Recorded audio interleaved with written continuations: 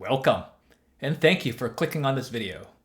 In this one, we're going to be checking out the Fender Player Series 2 Mustang bass. Is this actually an improvement from the original offset PJ and the Player 1 series? Let's find out together. I have been a longtime player of Fender Mustang PJ basses. My lovely red PJ offset Mustang here was the very first iteration that came out almost 8 or 9 years ago now. This predates the Player 1 series, and that's been a mainstay in my stable of basses for a long time, and I absolutely adore the thing. When they came out with the Player 1 series, they changed the rosewood fingerboard to Palfaro, but kept most of the other appointments of the bass mostly the same. In the Player 2 series, they've now gone back to the rosewood fretboard. Let's quickly go over some of the specs of this bass. The body is made out of alder. It has a bolt-on maple neck, rosewood fingerboard like I mentioned earlier, 4 open gear tuners. It has a 30-inch scale length measured from the saddle to the nut. It has a passive PJ pickup configuration. So this is the master volume knob that controls both pickups. You have a pickup selector, it's a 3-way switch, allowing you to switch from neck pickup only, neck and bridge, and then bridge only. And then you have a master tone knob. Another feature they have listed is a rolled fingerboard edge to make it a little more comfortable to play.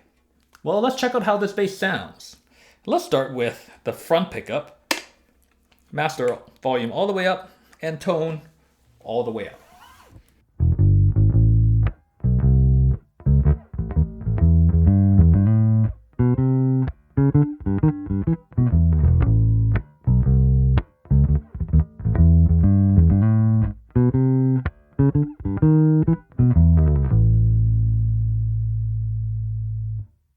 Let's roll the tone knob down to 50%. Neck pickup.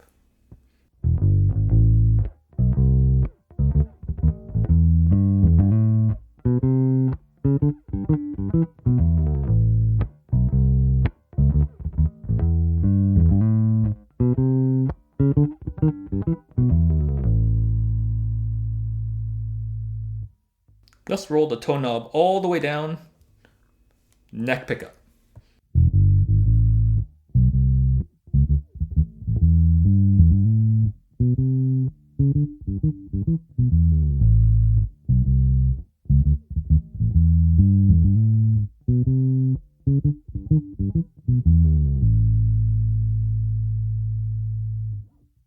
Let's now put the pickup selector to the middle position. So now we're running both the P and the J. This is a single coil pickup, so you will hear a little bit of single coil hum. So let's start with the tone knob all the way up again. Both pickups.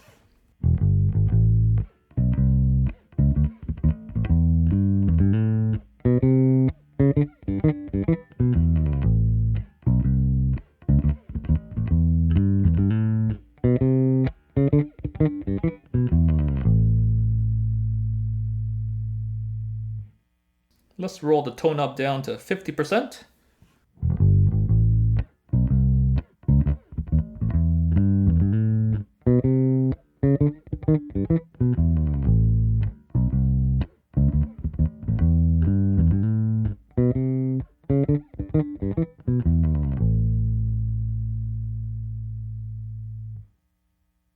Let's roll the tone knob all the way off, both pickups.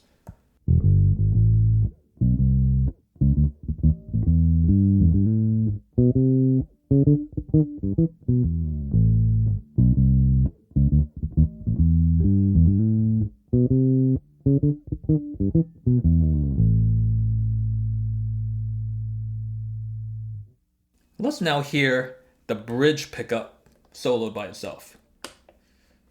Tone knob at 100%.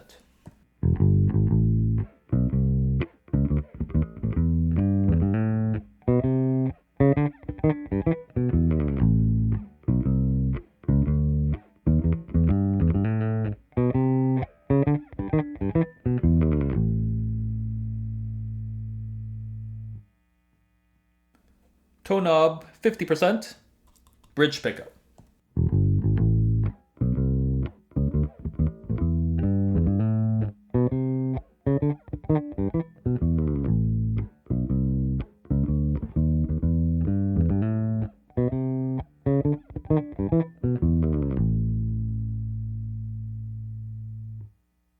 And now toe knob all the way off, bridge pickup.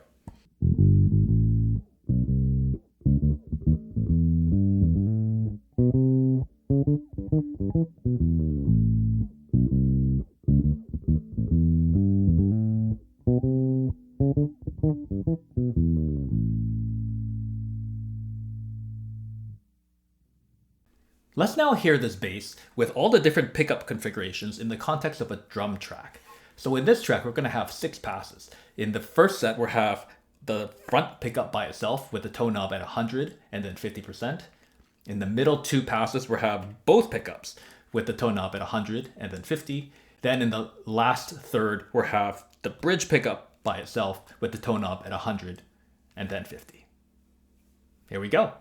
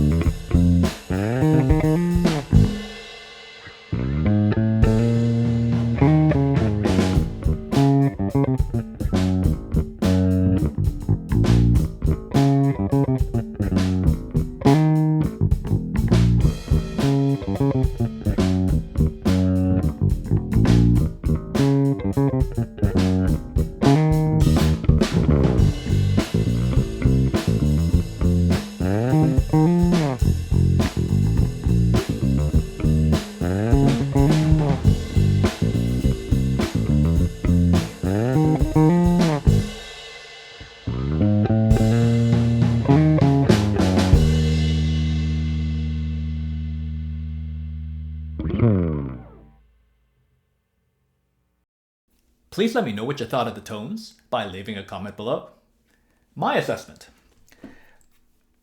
You know, these PJ Mustang basses feel like home for me. I've been so used to playing my original offset PJ that this feels very, very similar, and it feels like home for me. So instant familiarity. This particular example weighed in at 7 pounds and 6 ounces, which for me, that kind of 7¼ to 7½ pounds is what I think is the sweet spot. So very lightweight, easy on the back, very nice feeling neck carve. They are calling this a modern C shape, and with the rolled edges, is very comfortable to play. The problem with all Mustang basses, however, is due to the short horn design, they all have a tendency to neck dive a bit, and you know, this one is no exception. And similar to the other PJ offset basses, there is no forearm contour here or a so-called tummy cut. So it is a slab body here. So that's something to keep in mind if comfort is a big thing that you were looking for. If I were to suggest an improvement, shave some of this away and put in a forearm contour to make it a little more comfortable, and then shave a little bit off here for a tummy cut so it just kind of rests on the body a little more comfortably. But otherwise, the appearance is very nice. This is one of the new colors that come in the new Player 2 series. This has a very much like a JMJ style blue to it. This one, however, is not relicked. So if you find the relicking of the JMJ a little bit too much or too over the top, or if you don't like relic basses in general, but like the color, then here you go.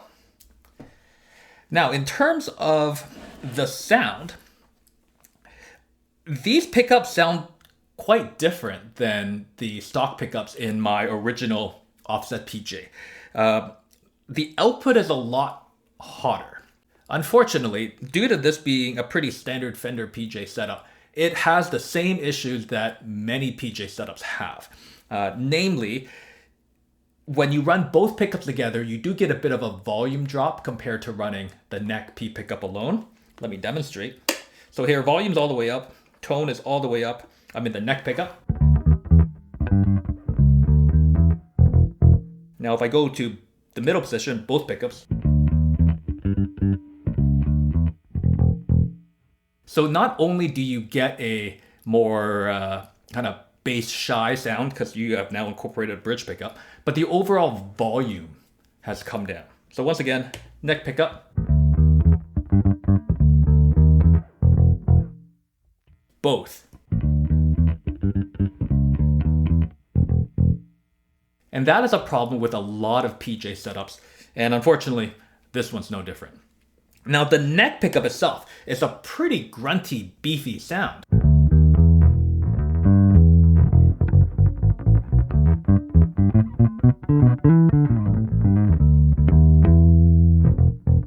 However, my comment about the bridge pickup is a little too mid-range honky. It sounds almost like it has a bit of a cocked wah-wah pedal type sound. So here's the bridge pickup alone. I've touched nothing else, tone knobs all the way up.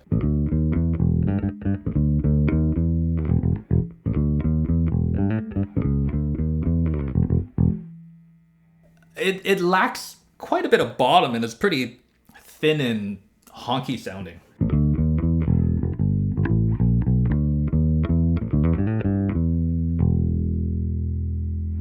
Now, the other problem that plagues many PJ setups is if this is a single coil pickup, you are susceptible to ground hum noise. And this one is no exception. So with everything up again, in the neck pickup, you will notice let's mute those strings.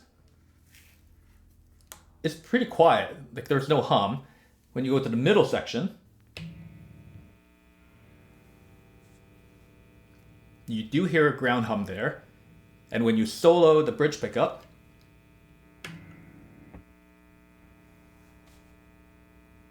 there's definitely ground hum there.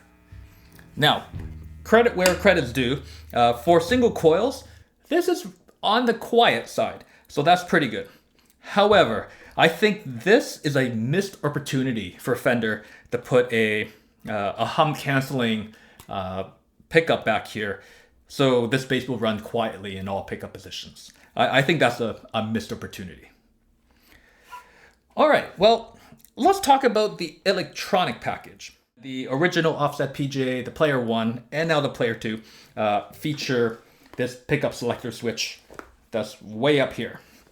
Now, one good thing about having the pickup selector switch way up here is that the chances of you hitting it if you're playing around this pickup area is less.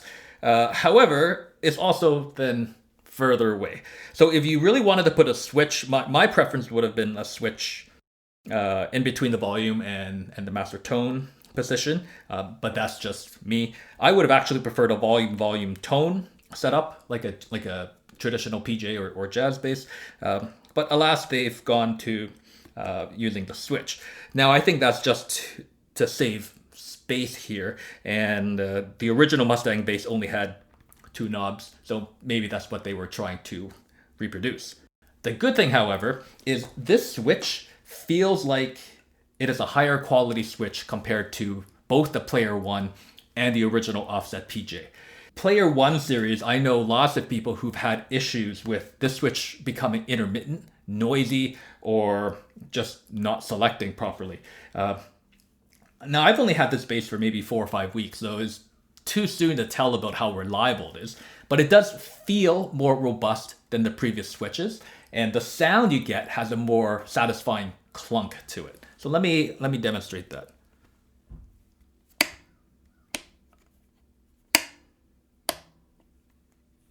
Now, in contrast, listen to this one.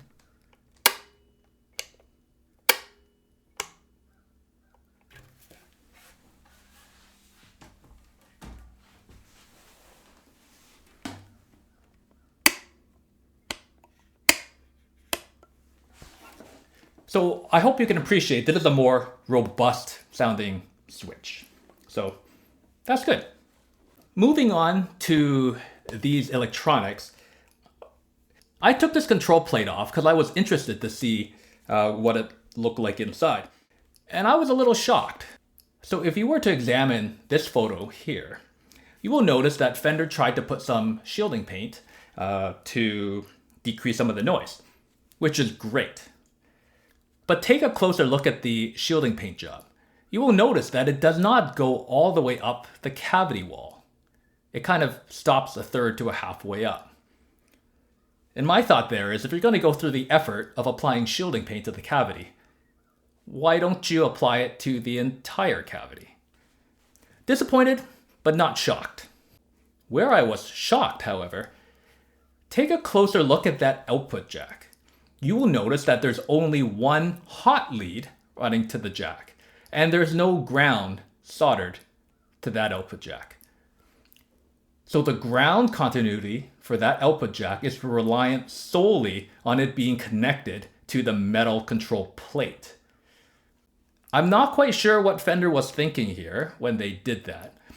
Now, it still works, obviously, because you have ground continuity with a plate, and the plate is grounded to everything else. So it electrically works. But those of us who've played on stages or brought basses in and out of cases and venues, or even just played your bass a lot, the first thing that goes loose is the output jack, because that's the part that, you're disconnecting cables all the time. So when that output jack loosens, you run the risk that you will lose ground continuity with this metal plate. And without having a ground wire soldered to it, the moment that output jack wiggles, you're going to lose output, you're going to lose signal, you're going to get clicks and pops and lots of noise. So I can't make this stuff up. There's absolutely no trace of solder on that output jack for the ground wire. And I bought this bass brand new. Let's talk about the fit and finish. The fretwork was done quite well. The frets have been crowned and rolled pretty well. Now, I live in a relatively cold part of Canada, and maybe you can blame this on it's still sort of wintertime around here. But there is a little bit of fret sprout on the edges here. It came out like this out of the box. The problem here is it's not just the frets that have come out. They've pushed the polyurethane finish a little bit out as well. So when you run your hand around it, you can definitely feel it. And that's on both sides. In terms of the neck pocket and the neck positioning, you will notice here that the strings are not perfectly centered relative to the dots and relative to the width of the neck. Upon further inspection, if you look at how the neck is sitting, this neck is bolted on slightly askew this way. Now, I'm exaggerating that, of course, but have a look at this picture here. You will notice that there is some overhang of the neck over that neck pocket. So what I think happened here is I think this neck was bolted on slightly misaligned. Now, I wanted to shoot this video with this intact, so I have not reset this neck yet myself. But what I think needs to happen is I need to take the strings off, take the neck off, realign it, and then bolt it back on. And hopefully we can get a better alignment that way. This bass comes stock with Fender 7250 nickel round wounds. And these are listed to be gauges 105 to 45. I actually quite like how these Fender strings feel. The issue, however, is that Fender put full scale strings on this short scale 30-inch scale bass. So if you look at this photo here, there's no step taper between the nut and the tuning post. That means you have full gauge strings wrapping around the tuning post. This is not ideal because it does increase the risk for string breakage. Now, with Fender being as large a company as they are, I feel that is a missed opportunity to have an appropriate string wound length set of strings on this short scale bass. All right, overall, do I think that it's a good bass? I do. You know, despite some of the flaws, the Mustang PJ shape feels like home for me, as I mentioned at the beginning of the video. So I feel, you can say this is biased, but I feel very at home with this body shape, especially this neck shape. It's a very comfortable neck to play, and I'm used to how this body and this bass sits on me. My concern here is, and I have mixed feelings shooting this video because it's the second week of April here and there's economic turmoil happening all over the world. This bass is made in Mexico. So depending on where you live, it might end up costing you a whole lot more. I bought this in March, and at that point, this bass cost around $1,100, $1,150 Canadian dollars, which is a lot of money. For that amount of money, there are some of the little niggles I have about this bass that I feel shouldn't really be there. All that being said, I think these are fixable things. So if you are able to, perform a good setup or have a good local tech who can give you a good setup, change some of the electronics, reshield the bass, these are all relatively simple things to do. However, at this price point, I don't think you should have to do those things, if you know what I mean. But otherwise, it's a good sounding bass if you like the front pickup sound. As I mentioned earlier, I'm not a big fan of the bridge pickup, and I don't use mine at all on my red bass. In fact, I've completely disconnected it and taken it out of the circuit. But I do like how the neck pickup sounds. It has a nice beefy low end. Running both does give you noise, but it gives you a little bit more articulation. So I do think it's a good bass, but I do think it has some areas that need improvement on. And things are getting pretty expensive. So yeah. But on that note, thank you so much for watching this video. Hope you got something out of it. Until next time. Peace.